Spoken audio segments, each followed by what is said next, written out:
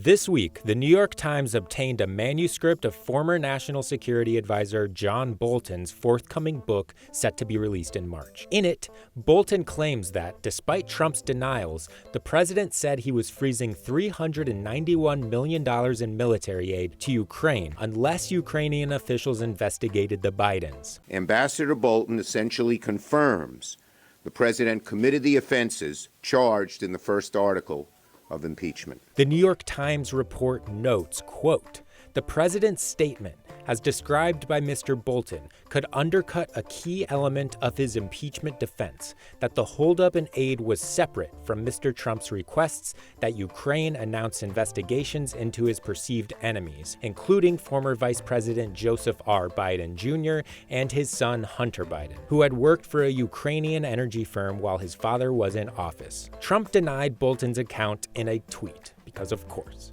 "I never told John Bolton that the aid to Ukraine was tied to investigations into Democrats, including the Bidens. In fact, he never complained about this at the time of his very public termination. If John Bolton said this, it was only to sell a book," Trump said. Bolton has offered to testify under oath to the Senate. If allowed, it would be bombshell testimony that would make it harder for Senate Republicans to vote to acquit President Trump in the trial. They might do it anyway. But who is John Bolton? Let's find out. Since we are about to elect the first African American as president, it is a very significant historical fact. And I take it, therefore, around the world, criticism of the United States for being a racist nation will now stop, right?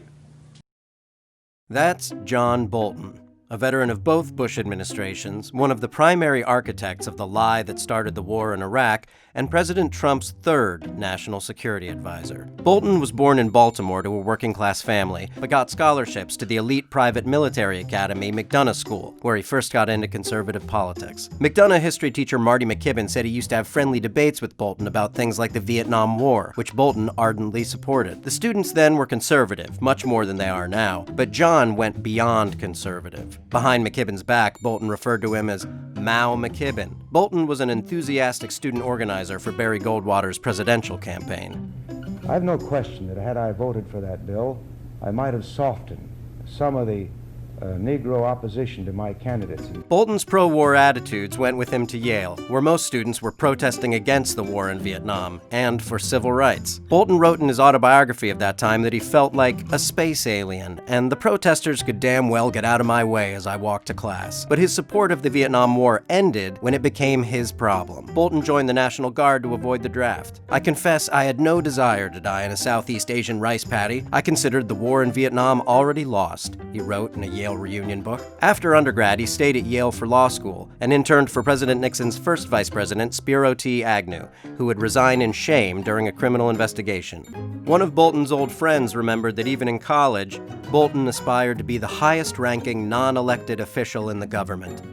And Bolton would create a career out of slipping into powerful non-elected positions. He was appointed by President Ronald Reagan to the Agency for International Development, the agency responsible for foreign aid for needy countries. Bolton said his goal there was to turn aid away from a welfare-oriented approach known as basic human needs and make it more market-driven. Another goal of his, apparently, was to verbally abuse his colleagues. One employee said he tried to force her to lobby for less regulations on baby formula in developing nations. She refused, citing studies that formula is dangerous in developing nations because of lack of access to clean water. The employee alleges Bolton shouted that Nestle, a maker of formula, was an important company, and then screamed that she was fired. Nestle makes the very best chocolate. He didn't have the power to fire her, though, so she was moved to a basement office as punishment. Around this time, he was taken under the wing of Reagan Chief of Staff James Baker and North Carolina Senator Jesse Helms, famous for this ad. "You needed that job, and you were the best qualified, but they had to give it to a minority because of a racial quota." Bolton himself would fail to get a job, too, for a very different reason. Accounts of his verbal abuse spread, and he was reportedly denied a partnership at his old law firm because of allegations of anger issues and emotional abuse. That, however, didn't preclude him from continuing to have powerful positions in subsequent Republican administrations. But then... The American people have voted to make a new beginning.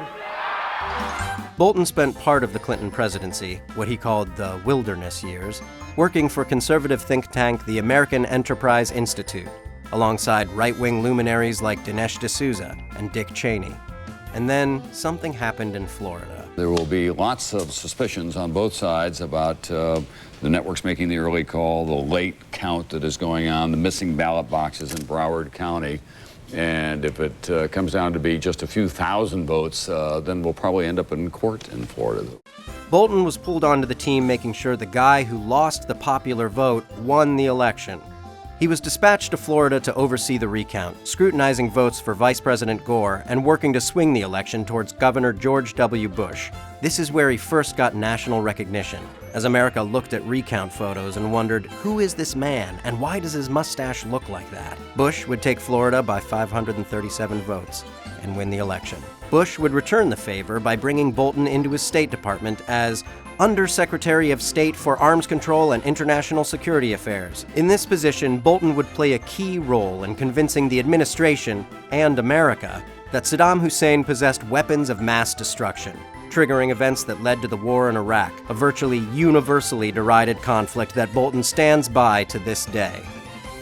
In more minor warmongering, Bolton delayed diplomatic talks with North Korea, pushed for a resolution to threaten Iran, worked to destroy a ballistic missile treaty with Russia, went AWOL on important meetings about stopping nuclear proliferation, and despite seeming to care a lot about stopping the spread of weapons of mass destruction, derailed the Biological Weapons Convention, refusing to allow inspectors to look at U.S. weapons plants. The lack of U.S. participation castrated the convention, leaving nothing in place to stop the spread of those weapons worldwide. During his tenure, he made a few things clear. He didn't care about the lives or well-being of foreign nationals. He always considered war the best option, and he hated the United Nations. In 2005, he was nominated to be the ambassador to the United Nations. His confirmation hearings were incredibly dramatic. Bolton was accused of having a temper, and his abusive treatment of staff was discussed at length, including this by a young senator from Illinois. Trying to get a sense of whether this person's temperament or his veracity is such that it would justify placing him in such a sensitive position. He was also accused of trying to claim Cuba had biological weapons, and then tried to fire a biological weapons expert who said that wasn't true. He was asked what he would do in hindsight to stop or slow down the Rwandan genocide, and made it about logistics rather than the massive loss of life. At that time, knowing all that you know now, what action would you have taken? I'm not sure that I can honestly answer that, Senator, because we don't know logistically whether it would have been possible to do anything different than what the administration did at the time. The two-day hearing led to many Republicans pulling their support for him, and he was not confirmed. But President W. slipped him in anyway as a recess appointment, giving him a temporary role while Congress was on recess. Bolton served in the role for a little over a year and resigned.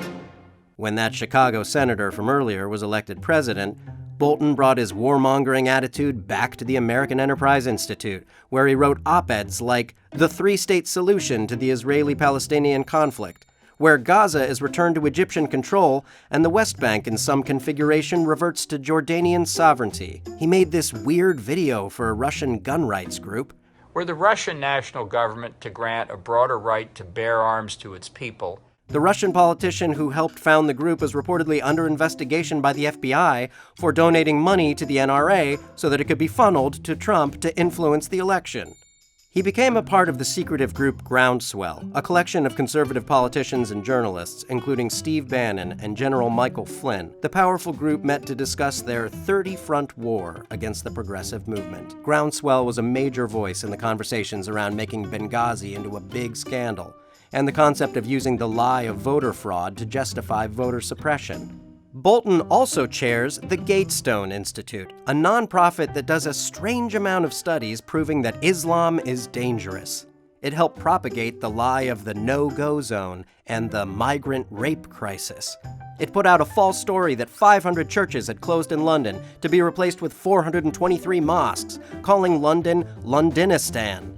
He started a super PAC in 2013 to support Republican politicians that relied heavily on data from Cambridge Analytica, which was caught in 2018 getting data from Facebook users through unsavory means. Bolton's PAC got $5 million from Robert Mercer, the reclusive hedge fund billionaire who funded Cambridge Analytica, the Trump campaign, and Breitbart. And, oh yeah, he appears on Fox News. A lot. You've called for regime change in Iraq, Libya, Iran, and Syria. In the first two countries, we've had regime change, and obviously it's been, I'd say, a disaster. I think we agree. No, I don't agree with that. And let me. You don't think it's been a disaster? No. Which might be how he got the attention of President Donald Trump.